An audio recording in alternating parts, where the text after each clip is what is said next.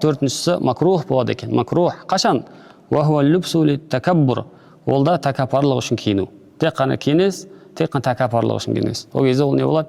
Болмайды екен, жақсы. Ол да не бар? Әрине кедейлердің немесе бір мұқтаждардың несін көңілін қыру бар екен. Және мустахаб болады дейді. Любсул абияд. Ақ киіп жүру. Ақ киіп жүру мустахаб екен. Пайғамбар саллаллаху алейхи ва саллям көбінесе ақ киген деп келеді, иә? Демек ақ киіп жүру мустахаб дейді. Сол секілді қара кию да мустахаб дейді. Қара мен ақты айтып отыр. Өйткені қара кию дейді, Аббас әулетінің рәсімі екен. Аббас әулеті, Пайғамбар саллаллаху алейхи ва саллямның Аббастың көкесі болған. Сол кісілердің кейінгі ұрпақтарының барлығы қара киетін болған. Демек сол Аббастың әулетінің рәсімі, яғни киімі қара киім болған үшін ол да мустахаб амал деп жатыр иншалла. Және неге мустахаб десеңіз, және Пайғамбар саллаллаху алейхи ва саллямның сәлдесі болды дейді. Ол да сәуда қара сәлдесі болған екен.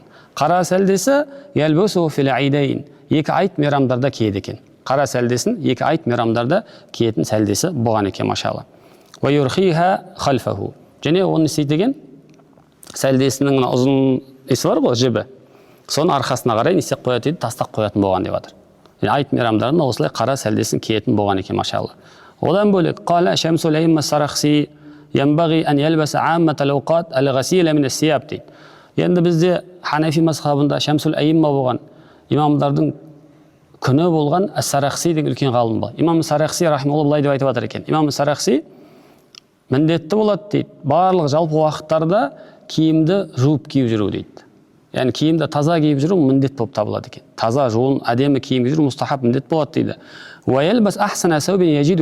Және ең тапқан киімдердің ішіндегі ең жақсысын кию міндетті дейді. Бірақ кейбір уақыттарда дейді. Кейбір уақыттарда мұсылман әдемі киініп жүру керек болады.